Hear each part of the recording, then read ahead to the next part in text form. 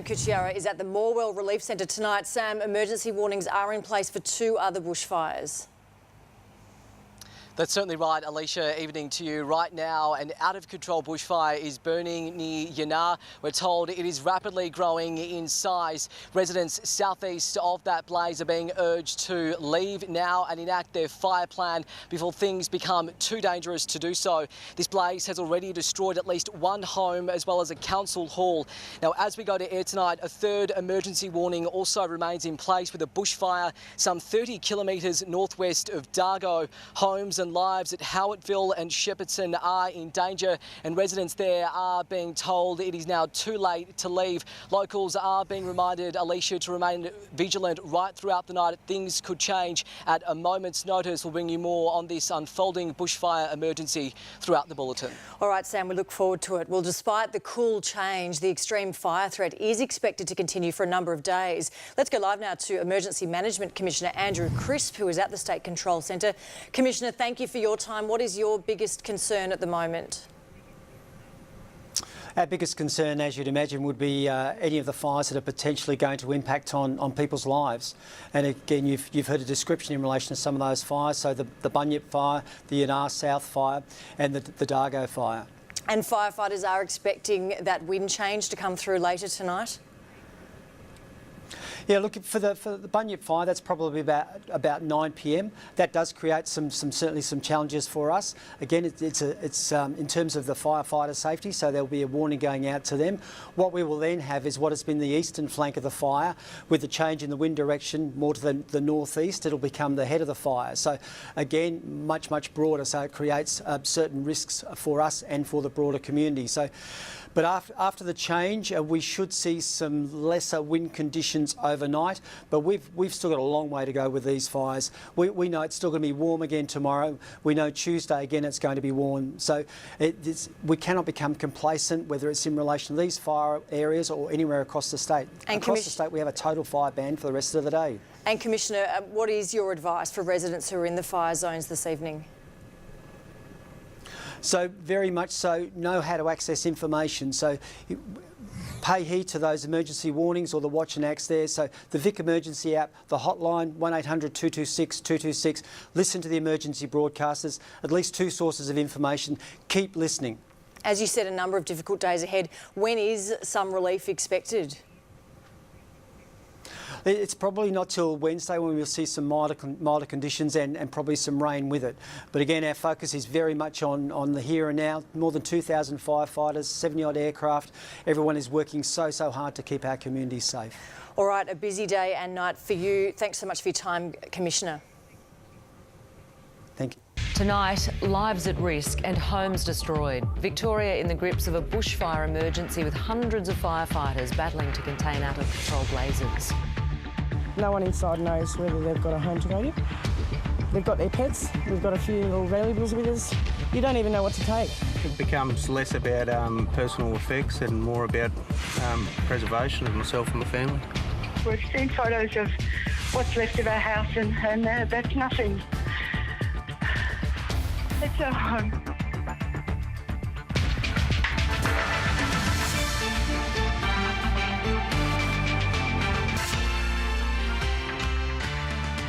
Hello and welcome to ABC News Sunday. I'm Tamara O'Dine.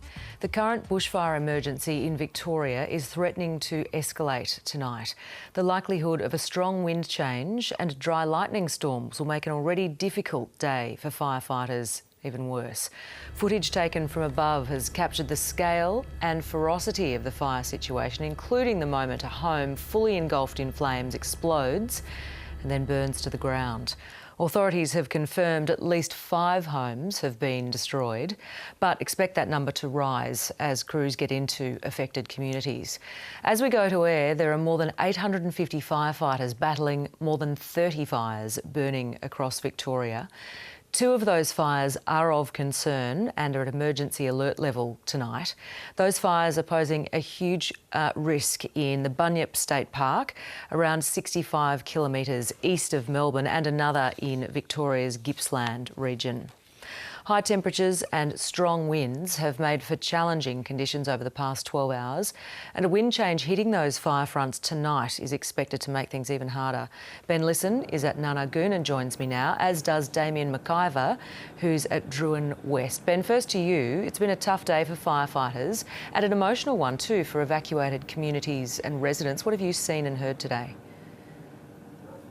Good evening, Tamara. Well, the residents here in Narramore have gathered at the local pub, a sign of community spirit and resilience in the face of what are very trying conditions. Of course, some people in this region have been faced with the devastating news today that they have lost their homes, while others have been forced in various relief centres and parts around this area to wait and hope that they haven't suffered the same fate with their properties. Of course, we do know that the conditions have been changing throughout the day. The massive plumes of smoke behind me have been shifting as the winds have shifted, and we've seen, of course, people rushing to and from the region, whether they're evacuating or moving back to their homes to gather their things and leave.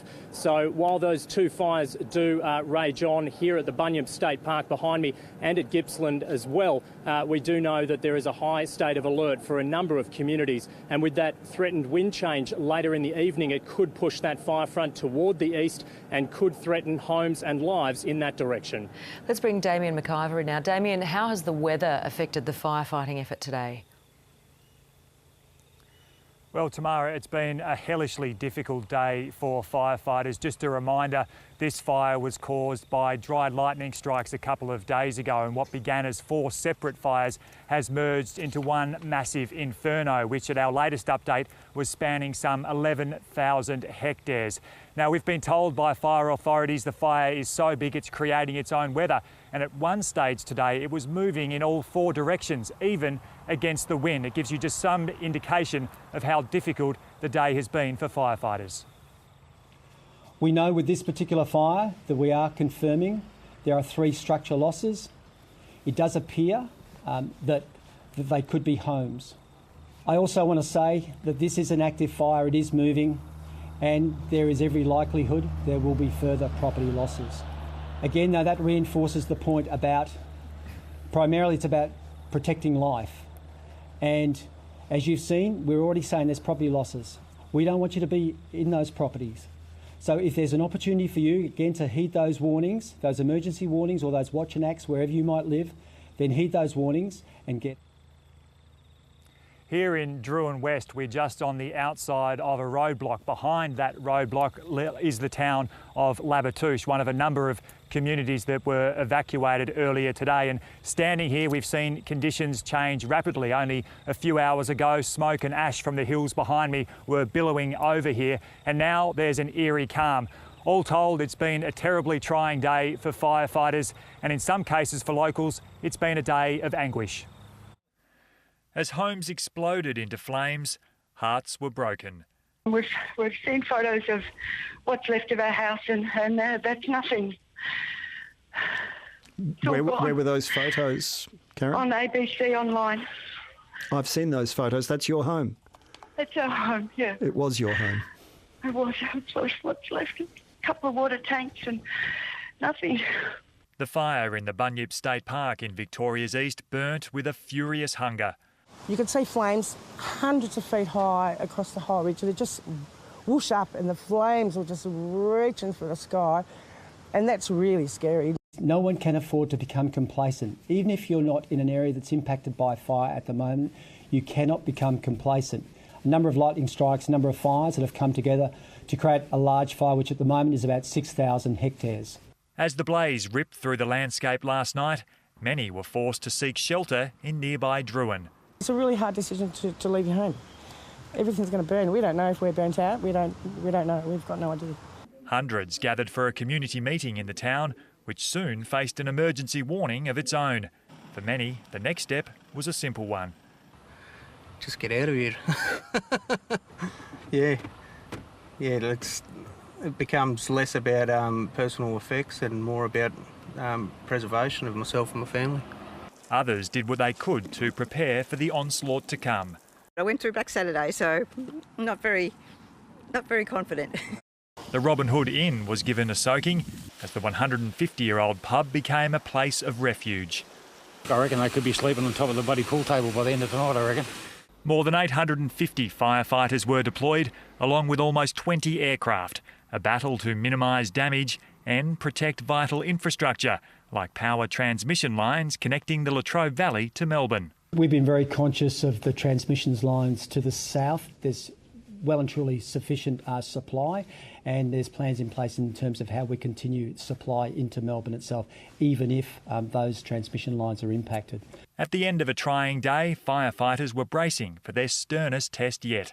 A late change is expected to bring winds of up to 70 kilometres an hour, and little hope that there'll be better news tomorrow. Damien McIver's still with us. Damien, it's not just the Bunyip fire of concern for crews tonight. Where else have we seen property loss today? That's right, Tamara. Another fire, the so-called Budgery fire, which is burning near Morwell, further east of us. That's claimed 2 properties that we know of so far, and there's still an emergency warning in place there. And then heading further east to Dargo, another emergency warning, and that's expected to affect residents living in Howardsville and other townships around that region. So it promises to be a very long and anxious night for the people living in those communities. Damien McIver, thank you.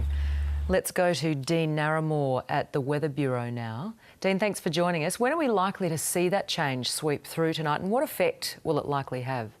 Yeah, absolutely. Well, as we speak right now, it's moving through the Bayside suburbs of Melbourne. It should be through the Melbourne CBD within the next 10 minutes as we speak, and then move through the northern and northeastern suburbs within the next half an hour.